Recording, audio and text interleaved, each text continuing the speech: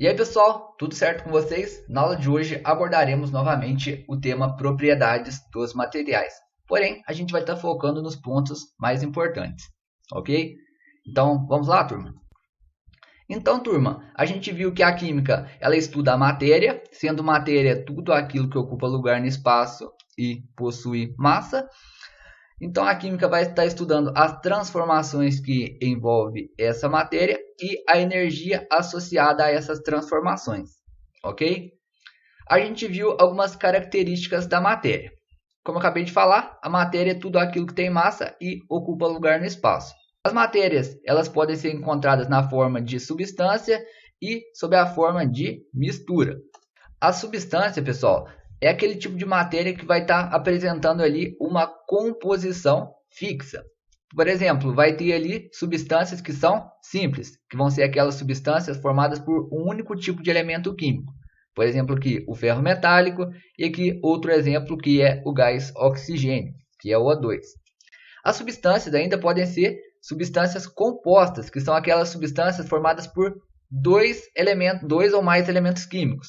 Como o exemplo que foi dado é o NaCl, o cloreto de sódio. Essa substância é formada pelo elemento Na, que é o sódio, e pelo elemento Cl, que é o cloro.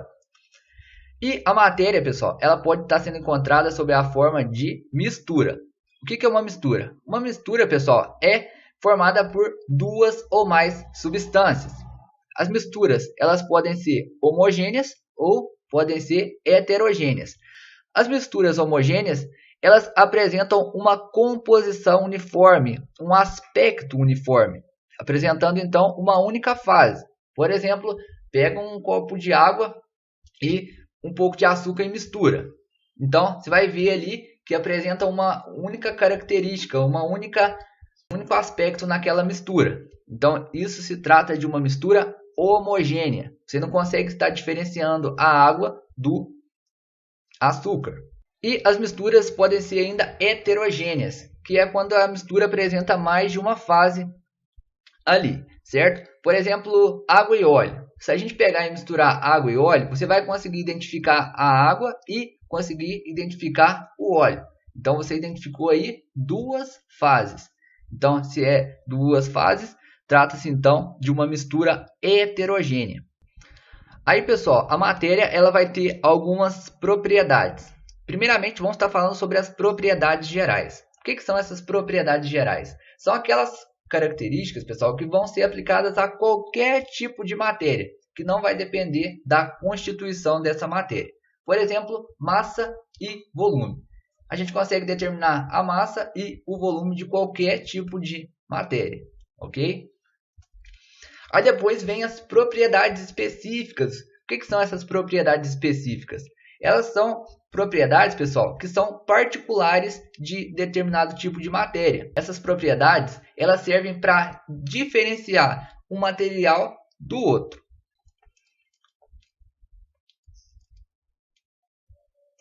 Aí essas propriedades específicas, pessoal, deixa eu ver. Como é que é? Como é que eu terminei? Então, essas propriedades específicas, elas podem ser divididas em propriedades químicas, que vão ser aquelas propriedades que vão ser obtidas por meio de uma reação química, como, por exemplo, a capacidade combustível, a capacidade oxidante e a capacidade corrosiva de um material. Então, tudo isso precisa de uma reação química para ser determinado. Aí depois vem as propriedades físicas, que são aquelas propriedades que não vão depender de nenhuma reação química. Ou seja, vão ser propriedades que vão ser inerentes à matéria. Aí vai ter, por exemplo, ponto de fusão, ponto de ebulição, densidade e solubilidade. Nessa aula, pessoal, a gente vai estar focando nesses dois conceitos aqui, ó, ponto de fusão e ponto de ebulição.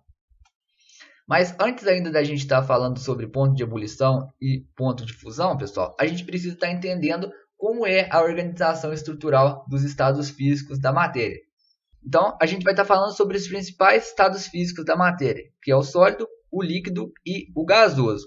Observem bem, turma, como estão organizadas as moléculas em cada estado físico. E quais são as características desses estados físicos, então? O estado sólido, pessoal, ele é caracterizado por apresentar ali uma grande força de atração entre as partículas. Essa força aí, ela é de origem elétrica, o que vai estar implicando ali que o estado sólido vai apresentar, então, forma e volumes definidos. Observem, turma, que no estado sólido as moléculas elas estão extremamente próximas uma das outras. Isso é devido à atração eletrostática, beleza? Depois, no estado líquido. No estado líquido, pessoal, a força entre as moléculas ela é menor do que no estado sólido. Então, as moléculas, as partículas, elas vão estar um pouco mais distantes uma das outras. Isso vai implicar que no estado líquido ele vai estar apresentando ali um volume definido, porém a forma do estado líquido ela é variável. Por exemplo, a água em um copo. O volume ali ele é definido, certo? Vai depender do quanto de água você colocou no copo.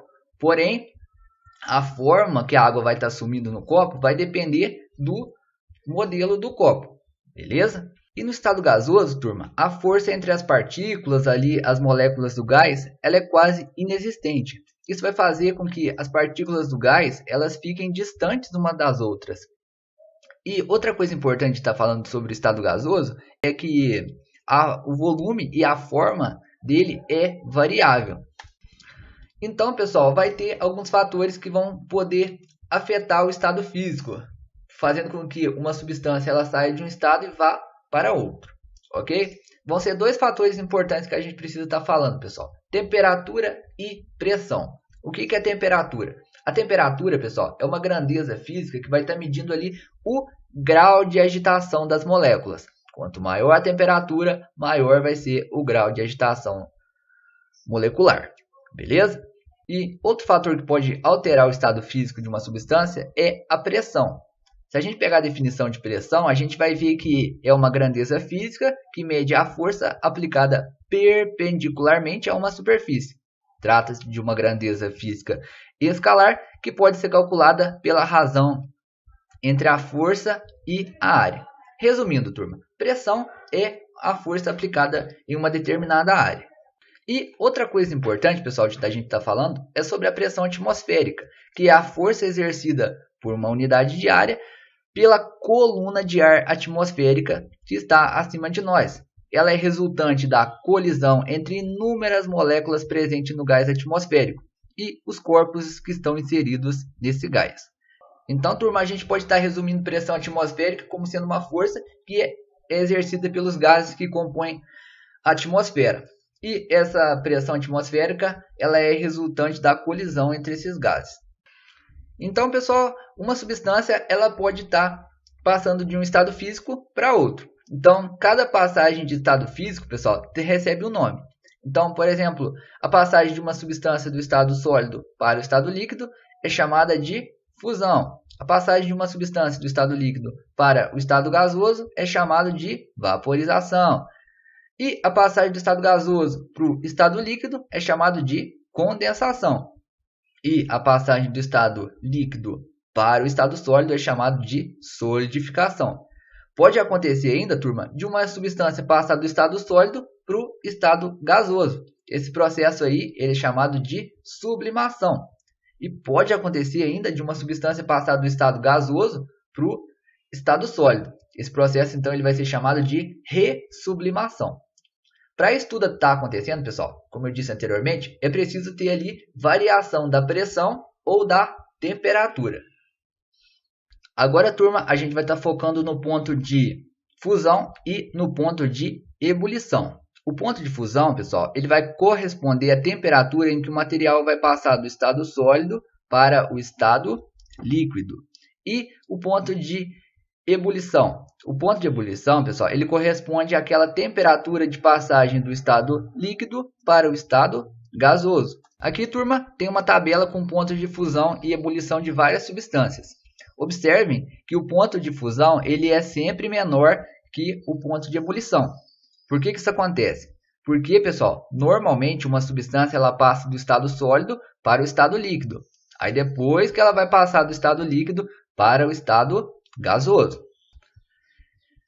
E uma coisa importante da gente estar falando agora, pessoal, é saber diferenciar no gráfico o ponto de fusão e o ponto de ebulição de uma substância e uma mistura. Então guardem isso, pessoal. Sempre para uma substância, a temperatura de fusão e a temperatura de ebulição, elas vão ser constantes em uma determinada pressão. Observe nesse diagrama aqui, turma, que ele apresenta duas regiões lineares. Essas regiões, elas correspondem ao ponto de fusão e ao ponto de ebulição de uma substância. Por que é de uma substância? Porque, pessoal, observem que, analisando o gráfico, no eixo X tem o tempo e no eixo Y tem a temperatura. Observem que a temperatura ela não varia com o passar do tempo. Então, se a temperatura não varia com o passar do tempo, nem para o ponto de ebulição, para o ponto de fusão, nem para o ponto de ebulição, isso corresponde então a uma substância. Então, para toda substância, o ponto de fusão e o ponto de ebulição, eles são fixos a uma dada pressão. Observem agora, turma, esse outro diagrama aqui.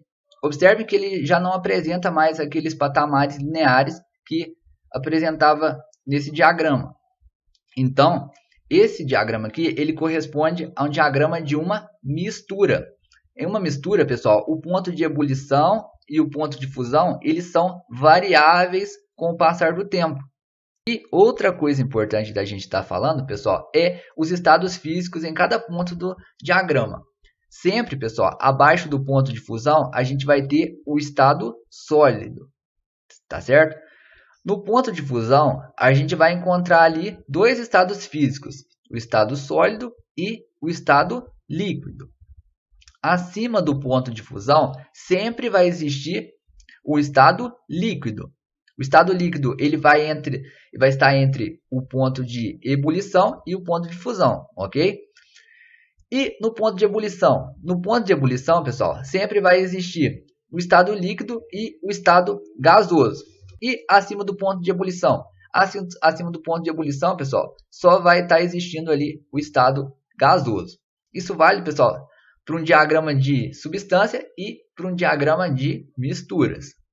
Uma última coisa que eu queria estar falando, turma, observe que nesses dois diagramas, com o passar do tempo, a temperatura ela aumenta, tá certo? Ó, com o passar do tempo, observa-se ali um aumento na temperatura para ambos os diagramas.